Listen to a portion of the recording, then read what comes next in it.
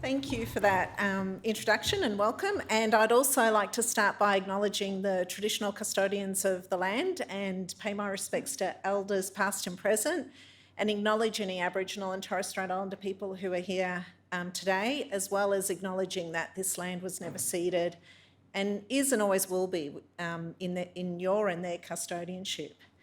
So I was just saying to Thalia, this is the first presentation I've done in person at a conference since pre-COVID. All of it has been online since that time. Now I'm doing this, see?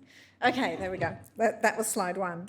So imprisonment fails to deter Aboriginal and Torres Strait Islander people from reoffending, and it fails to deliver rehabilitative programs that work. Incarcerating First Nations people instead perpetuates the management, subordination and control of First Nations people's lives, further entrenching the transgenerational grief and trauma that is a product of colonisation.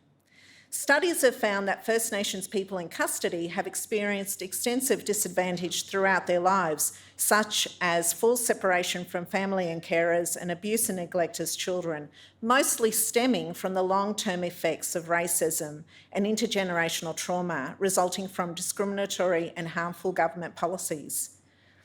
Without a radical rethink of how prisons should be used, and without acknowledging the ongoing harms they cause when used to punish a population that is and has been criminalised as a consequence of their racialised identities, there will be no change to the continuing over-incarceration of Aboriginal and Torres Strait Islander people. Since the 1991 Royal Commission into Aboriginal Deaths in Custody, since it handed down its national report, incarceration rates have continued to increase, with the imprisonment rate for Aboriginal and Torres Strait Islander people increasing by 41% between 2006 and 2016. Of particular concern is the alarming rate at which Aboriginal and Torres Strait Islander women are being incarcerated.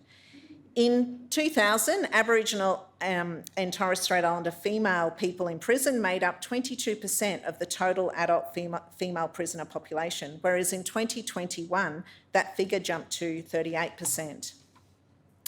In Queensland, the number of Aboriginal and Torres Strait Islander females in prison was 4.5 times higher in 2020 than it was in 2001, with Aboriginal and Torres Strait Islander females in prison accounting for 41% of all adult female prisoners in Queensland in 2021.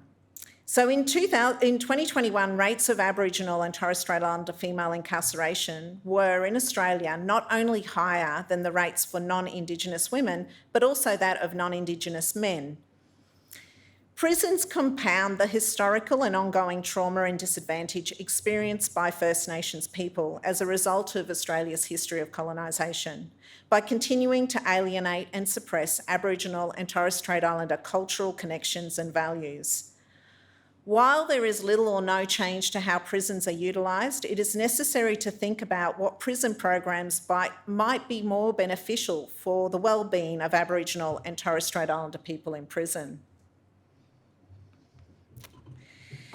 Positive findings from evaluations of psychological interventions, such as cognitive behavioural therapy programs and other forms of treatment and rehabilitation prison programs, are usually based on studies researching non-Indigenous populations.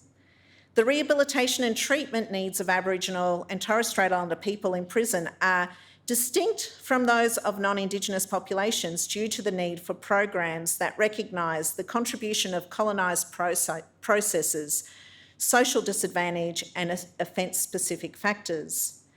Conventional programs do not address these needs because they tend to emphasise individual factors and de-emphasise contextual or cultural factors. Wolf and others recommend that for incarcerated populations with high rates of trauma exposure and related mental health diagnoses, treatment needs to be trauma-informed.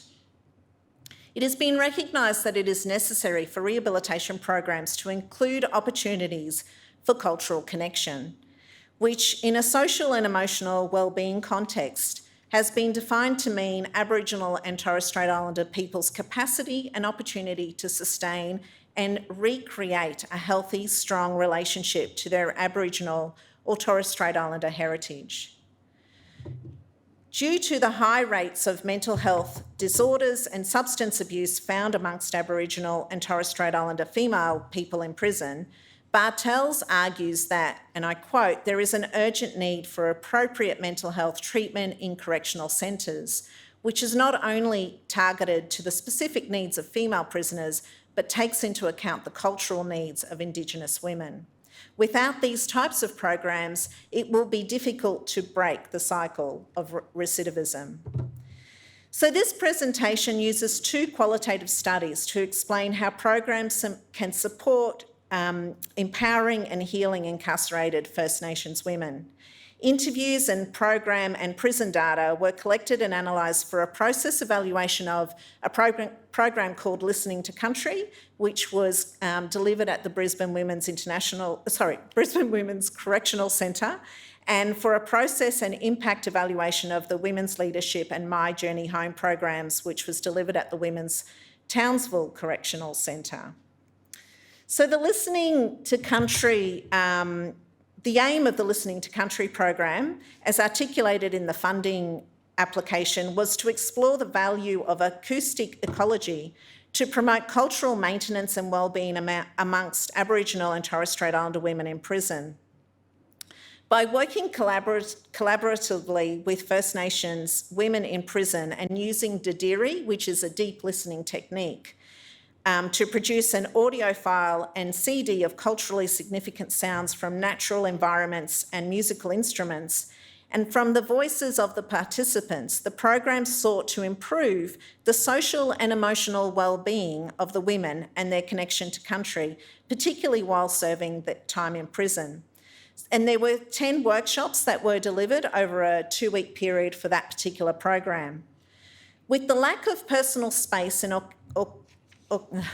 acoustical agency in prison, sound is therefore a source of significant stress, and it can also have profound implications for empowerment and relaxation.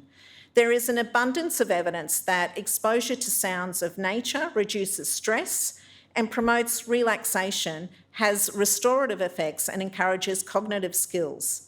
Although the oppressive conditions of prison are well documented in criminological literature, the rehabilitative and therapeutic effects of connection to nature for imprisoned people is a significantly under-researched topic. And until now, there has been no research specific to Aboriginal and Torres Strait Islander populations in prison.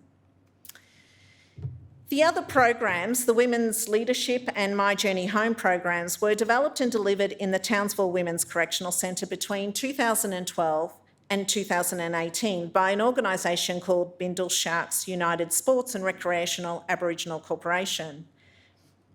Bindle Sharks, as I said, is an Aboriginal organisation situated in Townsville that has a strong connection to the community and a long history of delivering successful sport, recreation and vocational education and training programs.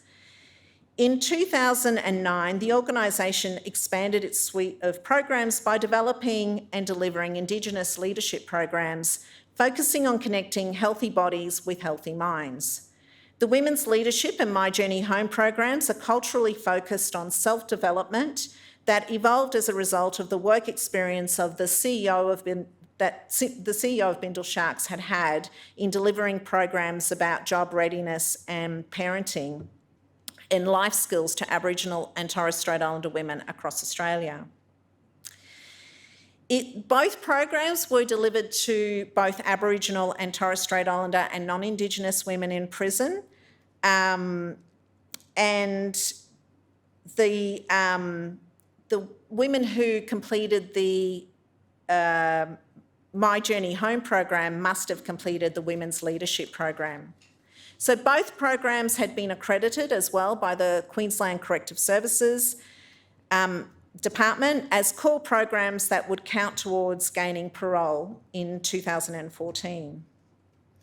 So in terms of the evaluation studies, both studies aim to take a decolonising, collaborative and participatory approach in order to prioritise Aboriginal and Torres Strait Islander standpoints and perspectives.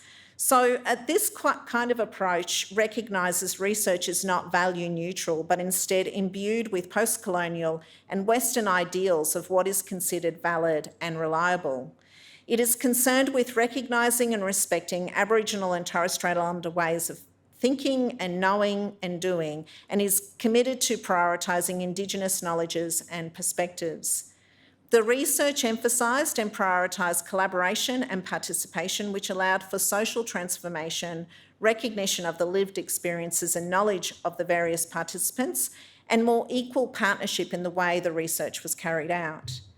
The methods adopted for both studies relied on four main sources of data, which are up on the slide. So existing documentation about the programs, semi-structured interviews with key stakeholders, current and former members or of the program development, elders who supported the programs, correctional services staff, government staff involved in funding, particularly with the Women's Leadership and My Journey Home programs, as well as women in the correctional facilities who had participated in the programs.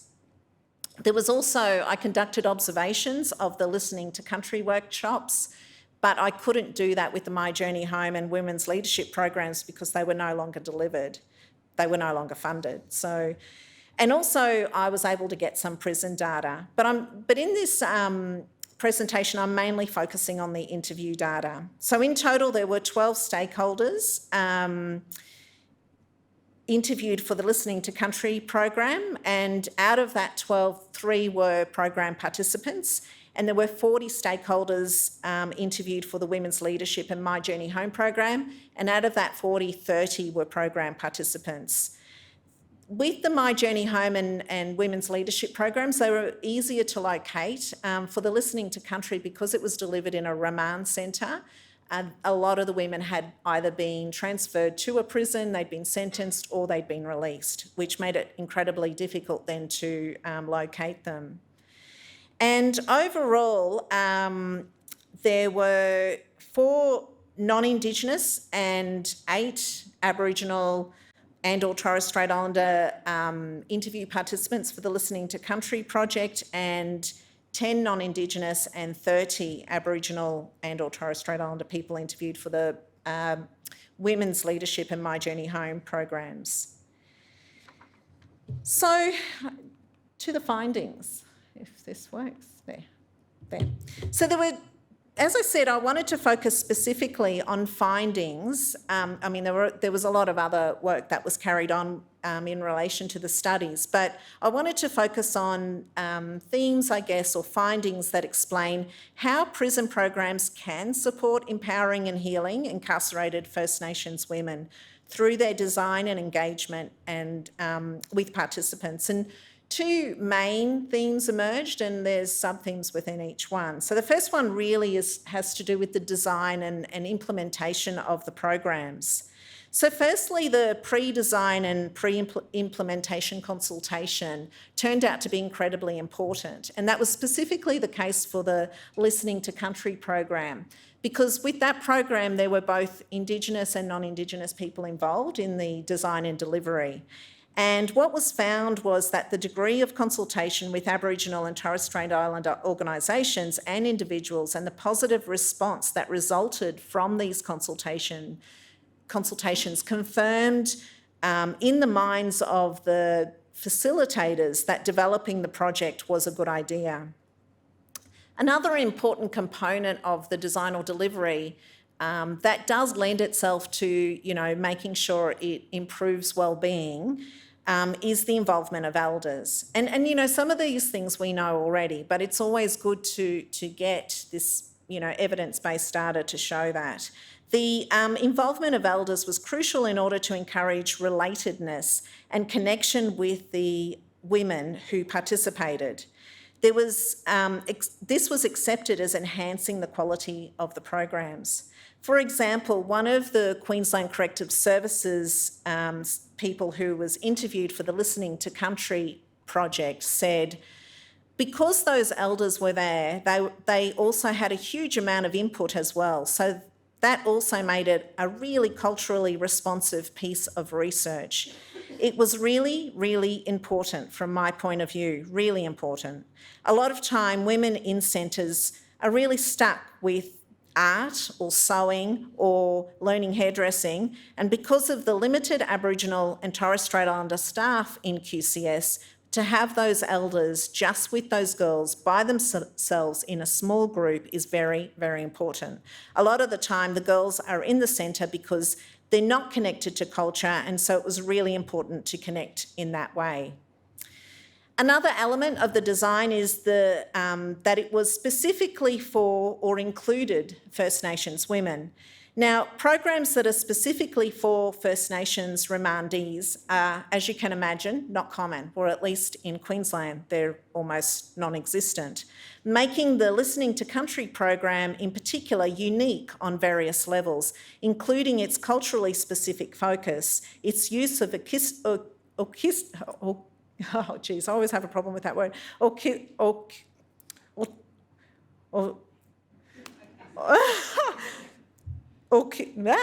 I'm stuck on it. Ecology and its delivery in a remand centre. One of the interview participants noted it was important to provide programs specifically for First Nations people in prison because it would improve attendance rates of Aboriginal and Torres Strait Islander prisoners. Attendance at mainstream programs was usually not high for Aboriginal and Torres Strait Islander people in prison because those programs were not necessarily culturally safe, and Aboriginal and Torres Strait Islander people were less likely to actively engage in programs if they are in the minority. Interestingly, almost all of the women interviewed for the Women's Leadership and My Journey Home programs explicitly stated that it was beneficial for there to be a mix of First Nations and non-First Nations women in the program. It generated empathy and a better understanding of different life experiences amongst the women. They supported each other outside of the programs and formed friendships that they would not otherwise have formed. Another aspect of the design is the creative focus of Listening to Country and the use of alternative teaching methods for the Women's Leadership and My Journey Home programs. The importance of the creative component of the Listening to Country program was reinforced by two of the female participants, program participants, who mentioned that they liked the artistic nature of the project and the feeling that they had actually made something. What made the Women's Leadership and My Journey Home programs unique was their alternative teaching methods. The workshops are tailored for participants from all walks of life, and individual support was offered throughout each session in order to ensure that no one was falling behind. The learning tools addressed all forms of trauma and identified family connections between participants and facilitators. Doing so infused the program with culture and created a safe space for the participants. The criminal histories, interestingly enough, of the women for those programs was considered irrelevant, ensuring that everyone was equal and respected. The other component is the skill, dedication and relatability of the facilitators. The general consensus amongst all of the interview participants was that the facilitators were able to effectively engage with the women in prison despite the challenges involved in working in prisons. Indeed, one of the Listening to Country program participants noted that the facilitators, and I quote, brought them out over time like getting to know a child, suggesting that the facilitators were able to build a rapport with the women despite the short time frame in which the workshops were delivered. Half of the women interviewed for the Women's Leadership My Journey Home program said that it mattered that the programs were facilitated by Aboriginal people because First Nations facilitators are more relatable and respectful. They use language that everyone can understand. They are more understanding due to lived experiences, and they generally make everyone feel more comfortable. The last component of the design that I wanted to focus on is that confidentiality was respected. The Women's Leadership and My Journey Home program participants in particular credited the way the workshops were facilitated on the emphasis on confidentiality, for making it culturally safe for all of the women to open up. One of the non-Indigenous program participants who was interviewed said, "I'm in the group. I can only speak on behalf of the girls that I did the group with. Confidentiality even meant something to them because you don't usually sit in a group which is with other offenders and then feel comfortable saying something and then walking out and them not saying something."